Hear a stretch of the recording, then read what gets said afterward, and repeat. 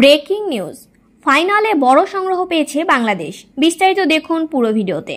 দর্শক, middle order ব্যাটারদের কল্যাণে আজ শক্ত ভিত পায় বাংলাদেশ। বিশেষ করে রিজান হোসেন ও কালাম সিদ্দিকী মাঝের ওভারগুলোতে দারুণ ব্যাটিং করেছেন। আর শেষ দিকে মোহাম্মদ আবদুল্লাহ ও সামিউল বশিররা ভালো ফিনিশিং দিয়েছেন।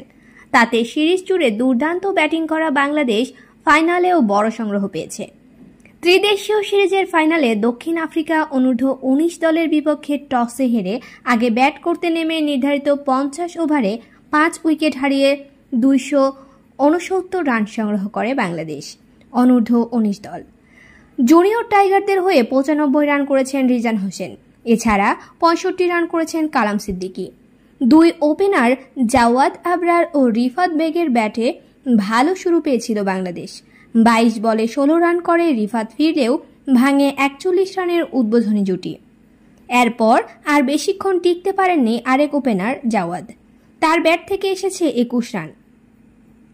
৩-এ নেমে খুব একটা সুবিধা করতে পারেনি আজিজুল হাকিম তামিম। ২৮ বল খেলে ৭ রানের বেশি করতে পারেননি বাংলাদেশ অধিনায়ক। তার দ্রুত বিদায়ে ২৪ রানের ব্যবধানে ৩ উইকেট হারিয়ে কিছুটা হলেও বিপাকে পড়েছিল বাংলাদেশ। সেখান থেকে দলকে টেনে তোলেন রিজান হোসেন ও কালাম সিদ্দিকী।